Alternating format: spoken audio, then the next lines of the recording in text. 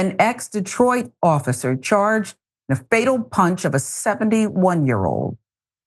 Per NBC News, 29-year-old Detroit police officer Juwan Marquise-Alexander Brown, on the left, allegedly struck 71-year-old Daryl Vance on the right while responding to a 911 call September 1st, causing him to fall and hit his head on the pavement. Vance died weeks later, and now Brown has been charged with manslaughter.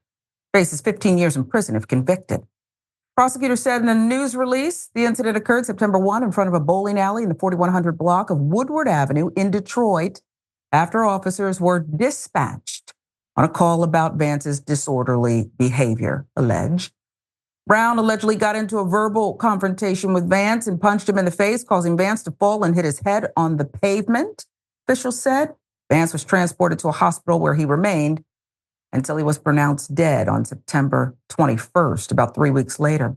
An autopsy determined he died of blunt force trauma to his head from the punch, prosecutors said. NBC News with the reporting.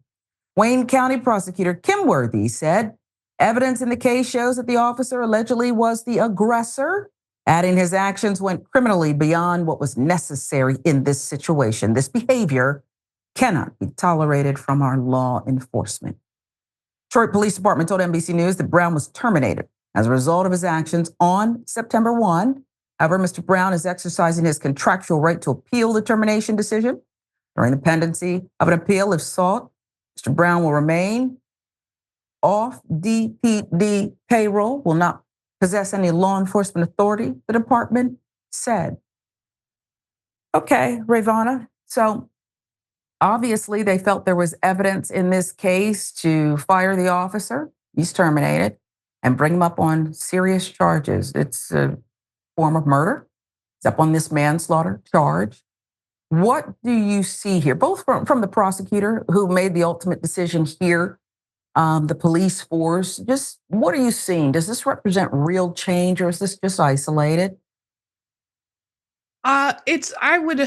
I would be reticent to say that this is meaningful change. I think it's a good instance of actually applying the law to police officers. It's good to see that he was terminated because so often police departments attempt to protect their officers, but this was a pretty egregious instance where, it would be difficult for the police department to try to cover this up, and there would be a lot of public outcry if this type of crime was not prosecuted. I mean, they said that he was the initial aggressor.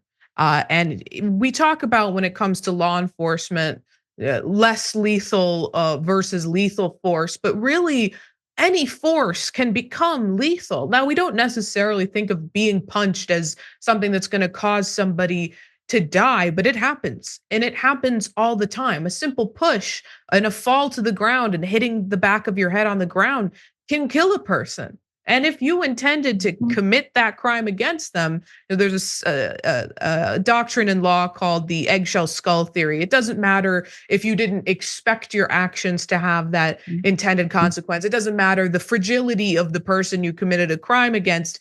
If you caused that injury with the crime you committed against them, you will be liable for the injury that you caused. Now, that's typically applied in civil cases, but I think it's applicable here just to explain that people watching might think, well, usually you punch someone, it doesn't kill them, but it doesn't really matter because that's what happened in this case. He killed him whether he intended to or not. What we do know is he intended to punch him, and that punch resulted in this person's life being stolen from him and being stolen from his loved ones, friends, and family, and they need to be held accountable. I'm happy to see a police officer being held accountable. We need to see this type of, and we'll have to see how the prosecution plays out, but we need to see this type of accountability to all police officers who act wrongfully, commit crimes against the people they're supposed to serve and protect. Somebody shouldn't end up dead after disorderly conduct call. Prosecutor says the officer was the aggressor. Hopefully, other officers will see this and understand you are not judge, jury, executioner. You're there to protect and serve. Perhaps someone who is acting out in a disorderly fashion or under the influence. Well, I don't know what the full details are here, but perhaps this can be a cautionary tale to those who see themselves as the supreme dolers out, if you will, lack of eloquence, of the law, street justice.